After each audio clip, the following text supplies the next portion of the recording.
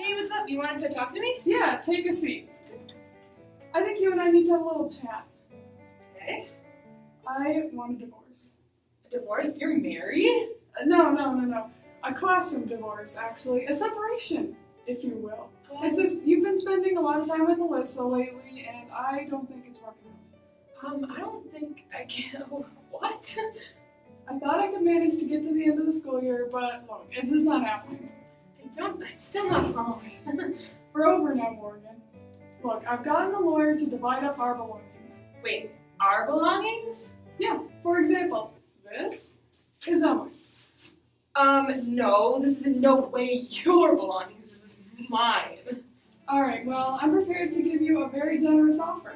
You can have access to the classroom on Thursdays and Fridays, and you can have full-time access to the stapler.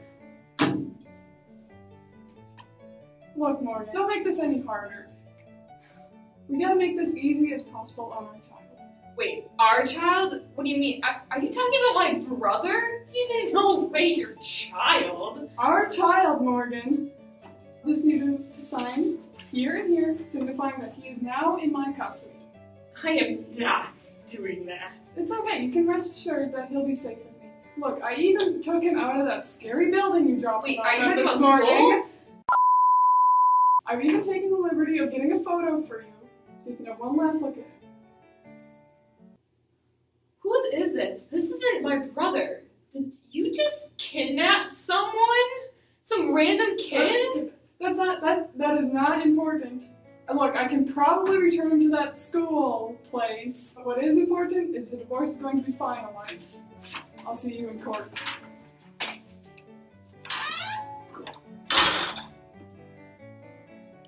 Well, that's not exactly how things went down between the two kings in The Winter's Tale, but it's pretty close. Leontes was being pretty unreasonable when it came to King Polixenes just hanging out with his wife Hermione. But before I go any further, we are going to tell you about the author of the play, William Shakespeare. William Shakespeare was born on April 23rd, 1564 in Stratford-upon-Avon. He was baptized on April 26, 1564. At that time, infants were baptized 3 days after their birth, thus scholars believe that Shakespeare was born on April 23rd. Born to John Shakespeare, a glovemaker and tradesman, and Mary Arden, the daughter of an affluent farmer. As the third of 8 children, young William grew up in the small town 100 miles northwest of London, far from the cultural and courtly center of England. His father held official positions such as alderman and bailiff. However, records indicated his riches declined around 1570. Shakespeare attended the local grammar school, King's New School, where the curriculum would have stressed a classical education on Greek mythology, Roman comedy, ancient history, rhetoric, grammar, and Latin. Throughout his childhood, Shakespeare's father struggled with serious financial debt. Therefore, unlike his fellow playwright Christopher Marlowe, he did not continue with his formal education at university, nor did he come under the mentorship of a senior artist. Historians don't know for sure what Shakespeare did during the so-called lost years of his life, in which he wasn't writing or performing plays. There is a speculation that William Shakespeare may have traveled, worked as a schoolteacher, became a soldier, was a law clerk, or may have been involved with the Roman Catholic Church. His early career was between 1590 and 1592, and during that time he introduced Henry VI's theories, Richard III, the Comedy of Errors, and others to the theater. When the theaters were closed in 1593 because of the plague, the playwright wrote 2 narrative poems, Venus and Adonis and the Rape of Lucrece, and probably began writing his richly textured sonnets. He was beginning to receive well-deserved recognition by 1592. By 1594, he had also written The Taming of the Shrew, The Two Gentlemen of Verona, and Love's Labour's Lost. At the age of 18, William Shakespeare married 26-year-old Anne Hathaway, who was pregnant at the time with their first child, Susanna. In early 1585, the couple had twins, Judith and Hamnet, but Hamnet died at the age of 11 in 1596. Having established himself as an actor and playwright, in 1594 Shakespeare became a shareholder in the Lord Chamberlain's Men, one of the most popular acting companies in London. He remained a member of this company for the rest of his career, often playing before the court of Queen Elizabeth I.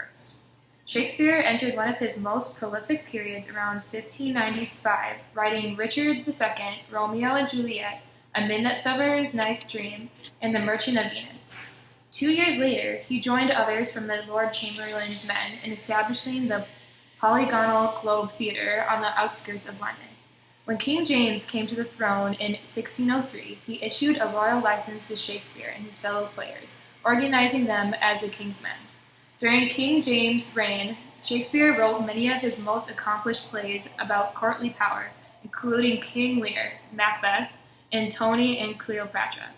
In 1609 or 1611, Shakespeare's sonnets were published, though he did not live to see the first folio of his plays published in 1623. Before his death, Shakespeare revised his will. Since his only son Hamnet had died in 1596, Shakespeare left the bulk of his estate to his 2 daughters, with monetary gifts set aside for his sister, theater partners, friends, and the poor of Stratford. He died a month later on April 23, 1616, at the age of 52. William Shakespeare died at his birthplace of Stratford-upon-Avon. He died a wealthy man. To the world, he left a lasting legacy in the form of 38 plays, 154 sonnets, and 2 narrative poems. He is still considered one of the most influential, greatest dramatists of all time. Some people consider him to be England's national poet. After his death, William Shakespeare was recognized as one of the greatest English playwrights of his era. In the 4 centuries since, he has come to be seen as not only a great English playwright, but the greatest playwright in the English language. Reflecting upon the achievement of his peers and sometimes rival Ben Jonson wrote of Shakespeare, he was not of an age, but for all time. Although officially a comedy, The Winter's Tale combines tragedy and romance. It was first performed around the years 1610, 1611, and was first printed in 1623, Shakespeare's last printed play. This plot was based on a work of prose fiction called Pandoso, written in 1588 by Robert Greene. Greene was Shakespeare's most vocal literary enemy in his early writing career.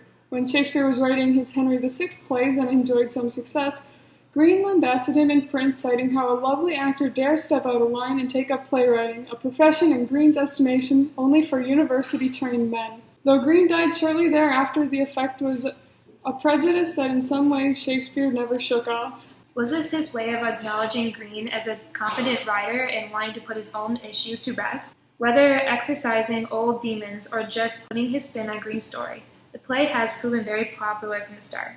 So much so, it was commissioned for the May 15, 1611 wedding of King James I's daughter, Elizabeth. Though containing an unreal plot and at times perversely comical, the play is filled with intense emotion and moving poetry, especially during the later reconciliations.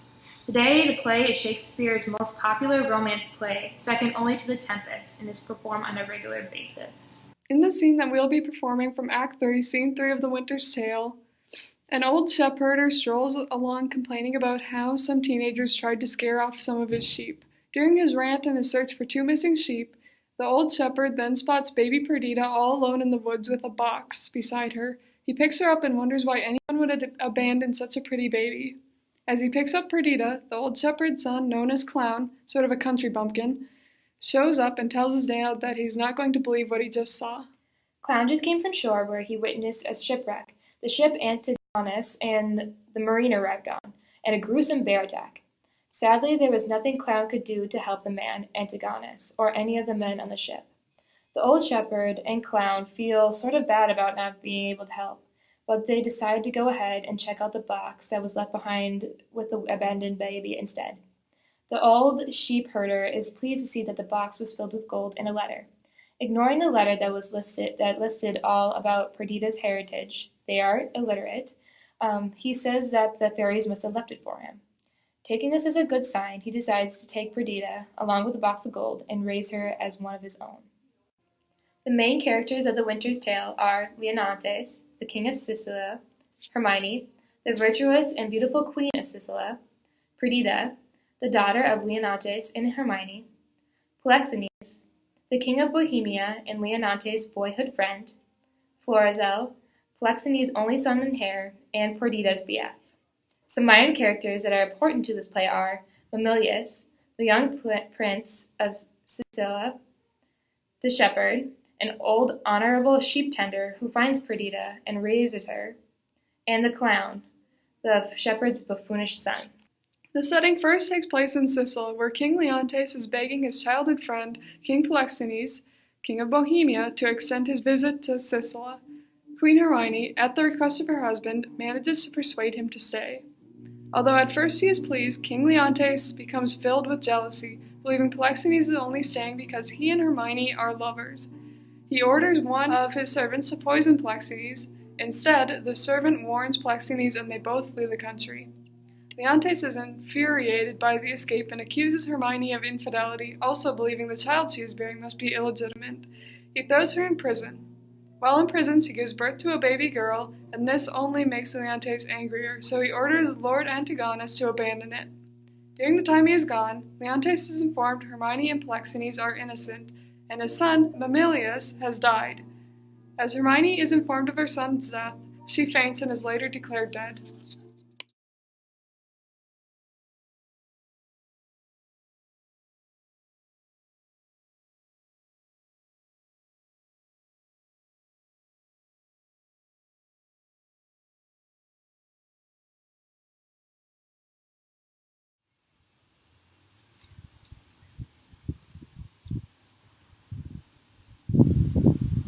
Hark you now! Would any but these boiled brains of 19, 2, and 20 hunt this weather? They have squared away 2 of my best sheep, which I fear the wolf will sooner find than the master. Good luck! What do we have here? Mercy, it is a child! A very pretty child. A boy or girl, I wonder? A very pretty boy or girl. I'll take it up for pity. Yet I will tarry till my son come. He even howled even now. Yo-ho-wo! What? Art so near? If thou see it a thing to talk on, when art dead and rotten, come hither. What else, thou man? I have seen 2 such sights, by sea and by land. But I am not to say it is a sea, for now it is the sky. Betwixt the firmament and it, you cannot thus divide Bodkin's point. Why, boy, how is it? I would you did but see how it chafes, how it rages, how it takes up the shore. But that is not to the point. Oh, the most piteous cry of poor souls! Sometimes to see them, sometimes not to see them.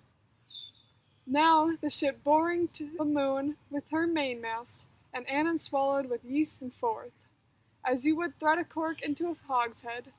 And then for the land service, to see how the bear tore out his shoulder bone, how he cried for me to help, and said his name was Antigonus, a nobleman. But to make an end of the ship, to see how the sea flap-dragoned it, but first, how the poor souls roared and the sea mocked him, and then to see how the gentleman roared and the bear mocked him, both roaring louder than the sea or the weather. Name of mercy, what was this boy? No, now, I have not winked since I saw these sights. The men are not yet cold under water, nor the bear hath dined on the gentleman. He's at it now.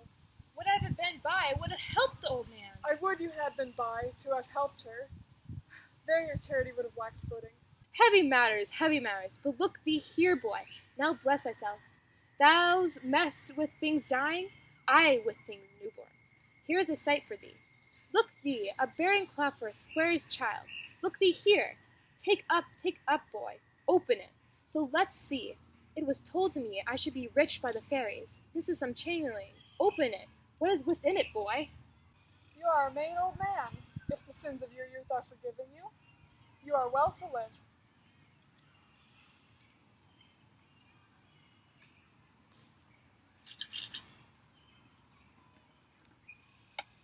Gold! All gold! This is fairy gold, my boy, and it will prove so. Up with it. Keep it close. Home, the next day. We are a lucky boy, and to be so requires nothing but secrecy. Come, good boy, the next way home. Go you the next way with your findings. I will go see if the bear has gone from the gentleman, and how much he hath eaten. They are never cursed but when they are hungry. If there be any of him left, I will bury it. That's a good deed. If thou mayst discern by which is left of him that he is, fetch me to the side of him. Marry will I, and you shall help to put him in the ground. 'Tis a lucky day, boy, and we will do good deeds on it. Fast forward 16 years later, Prince Florizel, the son of King Polixenes, falls in love with Perdita, King Polixenes hears that his son has been hanging around the shepherd's daughter, Perdita, and decides to spy on him, unhappy that his son is seeing a nobody. Florizel and Perdita escape to Sicily. In Sicily, King Leontes, who is still mourning after all this time, greets the son of his old friend. Florizel pretends to be on a diplomatic mission from his father, but his cover is blown when Polixenes finds him. Shortly after, Leontes soon realizes the woman in front of him, Perdita, is his daughter. In celebration, they visit a statue of Hermione that has been recently finished. The sight of his wife's form makes Leontes distraught, but then, to everyone's amazement, the statue comes to life. Some critics say that Hermione was never dead, but it was merely a way to help hide and protect her from Leontes.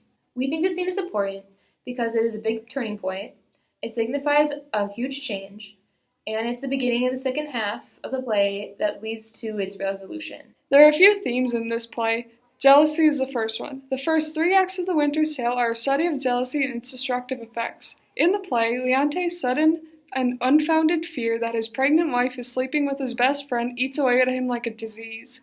Leontes' wild jealousy is often compared to that of Othello.